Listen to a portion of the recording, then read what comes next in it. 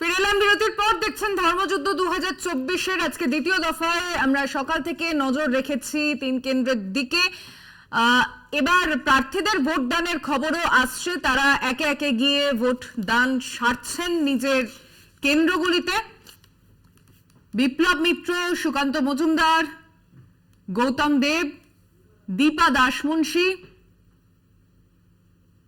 দার্জিলিং, রায়গঞ্জ, বালুরঘাটে সকাল থেকে ভোট গ্রহণের চিত্র আপনাদের সামনে তুলে ধরছি। প্রথম 2 ঘন্টায় 15% মতো ভোট পড়েছে গড়ে। বহু জায়গায় ইভিএম খারাপ হওয়ার অভিযোগও সামনে এসেছে।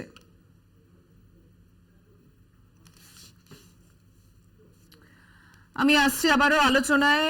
তসিফুর, পাহাড়ের দিকে একটু নজর রাখবো। 2004-এর পর থেকে সেরকম ভাবে কংগ্রেসের সেই দাপট দেখা যায়নি, কিন্তু তৃণমূলেরও যে সেখানে খুব একটা ভালো ফল আমরা গত লোকসভা নির্বাচনেও কিন্তু দেখতে পাইনি। কিন্তু তারপরও মমতা বন্দ্যোপাধ্যায়ের বরাবরই একটা আবেগ কাজ করে পাহাড় নিয়ে, এবং সমতলের মানুষও সেটা বুঝতে পারেন। কিন্তু এবার যে আশা আপনারা করছেন সেখানে কতটা সমীকরণটা কি, এত আশার কারণটা কি? না দেখুন, নিশ্চয়ই আমাদের একটু পারফরমেন্স নিয়ে বলবো না, কিন্তু ওখানে যে একটা রাজনীতি হয়, একটা অন্য ধরনের রাজনীতি হয়, ওটাকে নিয়ে আমরা কাজ করছি। আর নিশ্চয়ই যদি আমরা বলবো কি আমরা 100% একটা কাজ আমরা ডেলিভার করে দিয়েছি, এরকম আমিও মানি না। 98% যদি কাজ করেছি, 2% এখনো বাকি আছে, আমরা ডেলিভার করতে চাইছি। আপনি সন্তাল বলবেন, চা বাগান কর্মী বলবেন, আমরা সবাইকে নিয়ে কাজ করতে চাইছি। আর যদি কিছু বাঁচা আছে, যদি কিছু সামথিং ইজ লেফট, আমরা নিশ্চয়ই কাজ করতে চাইছি। কিন্তু এই বছর আপনি দেখবেন তৃণমূল কংগ্রেস একটা সারপ্রাইজ প্যাকেজ নিয়ে দার্জিলিং থেকে বের হবে। মানুষের আশীর্বাদ আমাদের সঙ্গে থাকবে। আর যে কিছু কাজ বা মিসআন্ডারস্ট্যান্ডিং ওখানে লিডার বা মানুষ নিয়ে, লোকজন নিয়ে আছে, আমরা নিশ্চয়ই এটা ক্লিয়ার করতে চাইছি, এটাই আমরা বলবো। কিন্তু কালকে আপনি দেখেছেন জিএনএলএফ লিডার টাকা নিয়ে ধরা খেয়েছে কার্শিয়ংয়ে। এটা আমরা বুঝতে চাই, এত টাকা 8 লাখ বা 10 লাখ টাকা ওনার গাড়িতে কেন ছিল, আর উনি কি করবেন এই টাকা নিয়ে, এটা বড় প্রশ্ন। সোমনাথ, যদি পাহাড় হাত থেকে চলে যায়, আপনাদের নেতাদের কিন্তু সংকটে পড়ার দিন চলে আসবে বলে মনে হচ্ছে না? শুনুন, পাহাড়, সমুদ্র, স্থল কোনোটাই হাত থেকে যাবে না। তৃণমূলের প্রতিনিধি বন্ধু আমার বললেন যে সারপ্রাইজ রেজাল্ট হবে। সারপ্রাইজই হবে, 2 ডিজিটে পৌঁছতে পারবে না মমতা বন্দ্যোপাধ্যায়। আমি চ্যালেঞ্জ করে আজকের দিনে আপনাকে বলে রাখলাম, কত হবে আবার আপনার অনুযায়ী কত হবে? 2nd ডিজিটে পৌঁছতে পারবে না মমতা বন্দ্যোপাধ্যায়। 2nd ডিজিটে মমতা বন্দ্যোপাধ্যায় পৌঁছতে পারবে না। যেই মমতা বন্দ্যোপাধ্যায় যখন আমার এইটা একটা প্রশ্ন তোমার কাছে, দেখো 2014 থেকে যখনই ভোট আসে তখনই উনি তো মঞ্চের মধ্যে এপাং ওপাং ঝপাং করতে করতে উনি প্রধানমন্ত্রী হওয়ার একটা ওনার আশা জাগে, বাঙালি প্রধানমন্ত্রী হবে। সত্যি ভালো তো, বাঙালি প্রধানমন্ত্রী হবে। আমার কথা হলো, উনি কি বুঝে গেছে আর কোনোদিন প্রধানমন্ত্রী হতে পারবে না? এখন কিন্তু উনি আর বলতে চাইছে না যে আমি প্রধানমন্ত্রী হব, বাঙালি প্রধানমন্ত্রী হব, বাঙালির মেয়ে প্রধানমন্ত্রী হবে। এই কথাটা হ্যাঁ, বাঙালি হিসাবে কি আপনার সেই অস্মিতা কাজ করে না? তা বলে মমতা বন্দ্যোপাধ্যায় আজকে আমার সেটাই প্রশ্ন, মমতা বন্দ্যোপাধ্যায় কোথাও কিন্তু বলছে না আর আমি প্রধানমন্ত্রী হব। আমি সেটাই প্রশ্ন করছি, উনি কি বুঝে গেছে যে আর আমি থাকছি না? এতদিন তো ওপাং ওপাং ঝপাং করে বলতো 2019 বিজেপি ফিনিশ ডায়লগ দিয়েছিল না, সেই 2019-এ বিজেপিকে ফিনিশ করতে এনডিএতে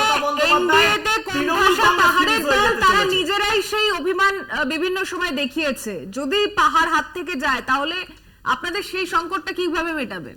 আমাদের কোনো কিছুই হাত থেকে যাবে না। মানুষ আমাদের সাথে আছে। সারা ভারতবর্ষের মানুষ নরেন্দ্র মোদীর উন্নয়নে সামিল হয়ে, এটা বারবার ভাববেন, এটা কিন্তু মুখ্যমন্ত্রী নির্ধারণের নির্বাচন নয়, এটা পৌরসভার বোর্ড গঠনের নির্বাচন নয়, পঞ্চায়েত গঠনের নির্বাচন নয়, এটা দেশ গড়ার নির্বাচন, দেশের প্রধানমন্ত্রী নির্ধারণ করার নির্বাচন। তাই দেশের মানুষ চায়, আশা রাখি পশ্চিমবাংলাটা দেশের বাইরে নয় নিশ্চয়ই, আমরা মনে করি, এনারা কি মনে করে জানি না। তো সেইখানে দাঁড়িয়ে পশ্চিমবাংলার মানুষও দেশের নরেন্দ্র মোদীর মতো একজন শক্তিশালী নেতাকেই চাইছে, যার হাতে ধরে দেশ সুরক্ষিত এবং দেশ শক্তিশালী।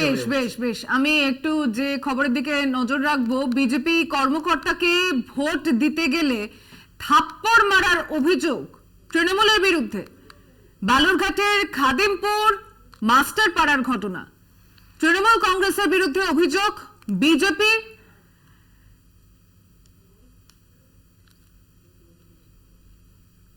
বিজেপি কর্মকর্তাকে ভোট দিতে গেলে থাপ্পড় মারার অভিযোগ।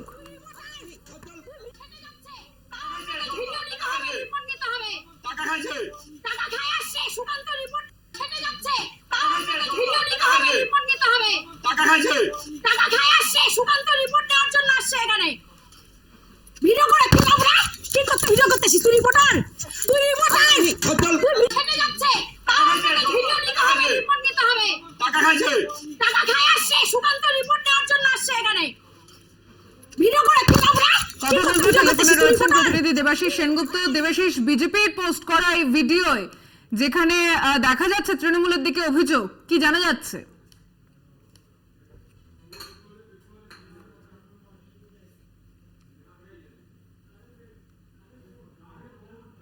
আছে সেই বুথে বিজেপির কার্যকর্তা তার নাম রাখি শীল 22 নম্বর ওয়ার্ড এবং বুথ নাম্বার 48, সেখানে ভোট দিতে গেলে সেখানে থাপ্পড় মারে জনৈক তৃণমূলের কর্মী, এমনটাই কিন্তু অভিযোগ জানাচ্ছে বিজেপির পক্ষ থেকে। যদিও সেই ভিডিও সত্যতা আমরা যাচাই করিনি, কিন্তু যে ছবি দেখা যাচ্ছে যে একজন থাপ্পড় মারছে একজন মহিলা, এবং সেক্ষেত্রে যে বিজেপির পক্ষ থেকে যে অভিযোগ করা হচ্ছে যে খাদিমপুর মাস্টারপাড়ায় তৃণমূলের লোকজন বিজেপি কার্যকর্তাকে ভোট দিতে গেলে থাপ্পড় মারে।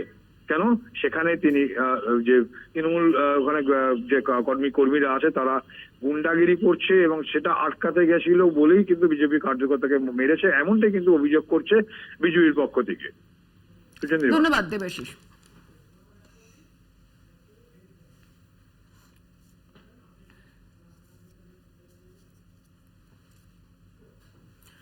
নিচ্ছে আরো একটা ছোট্ট বিরতি, সঙ্গে থাকবেন।